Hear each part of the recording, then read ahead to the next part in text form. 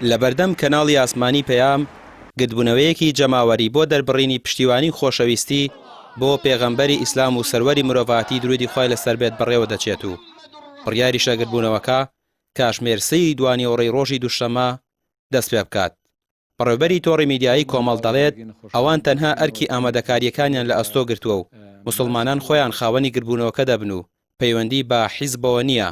لە هەمان کاتدا تیمێکی نەخۆشخانەی بەخشین پێش دەستپێکی گرتبوونەوەکە دەستکێش و ماسک بەسەر بەشداربوواندا دابەش دەکات.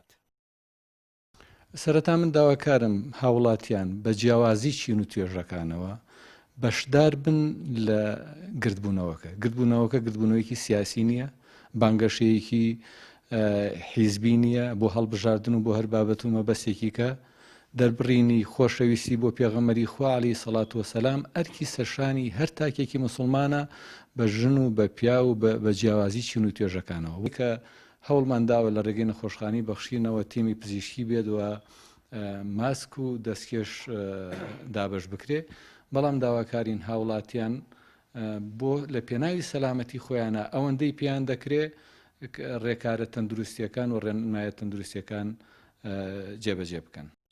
هەردوو مەکتەبی زانایانی کۆمەڵ و یەگرتوش داوا لە موسڵمانان دەکەن بۆ پشتیوانی و پشتگیریکردنی پێغەمبەر درودی خوای لەسەر بێت بەشداری گرتبوونەوەکە بکەن، چونکە هەم ئەرکە و هەمیش کارتی فشارە لەسەر هەموو ئەو دەوڵەت و هێزانەی لە بەرەی دژایەتی پێشەوای مرۆڤایەتین.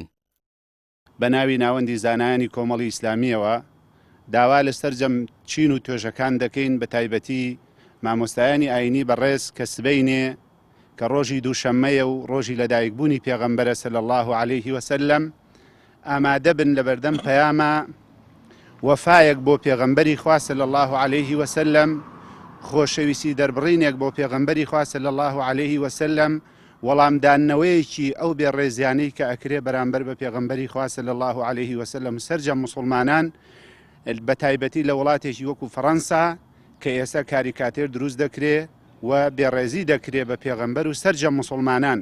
هەر موسڵمانێک پێغەمبەری خوای خۆشەوێ پێویستە ئامادە بێ بەیانی لای کەمی ئەوە کەمترین وەفایە بۆ پێغەمبەری خوا صلی الله علیه وسلم کە ئێمە لە گرتبوونەوەیەکە ئیعلانی خۆشەویستی خۆمان بۆ پێغەمبەری خوا بکەین صلی الله علیه وسلم. ئەو گرتبوونەوانە تعبیرە عەرزم کردن لەسەرەتا تعبیرە لەسەر ئیمان، لەبەرەوە من واجبە لەسرم وەکو مسلمانێک پشتیوانی لە ئاینی پیرۆزی ئیسلام بکەم و فیداکاری بکەم بۆ ئاینی پیرۆزی ئیسلام.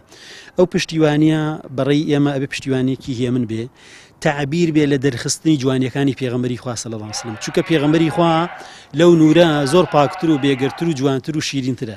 باشە کەواتە پێویست ناکە بەوەی کە خۆم ئیزعاج بکەم منیش هجوم بکەمە سەر خەڵک قسەی ناشرین و ناوناتۆرە بڵێم، نەخێر هەر کار بکەم بۆ ئەوەی ئەو نورە جوانە زیاتر دەرکەوێ، زیاتر پیشانی خەڵکی بدەم.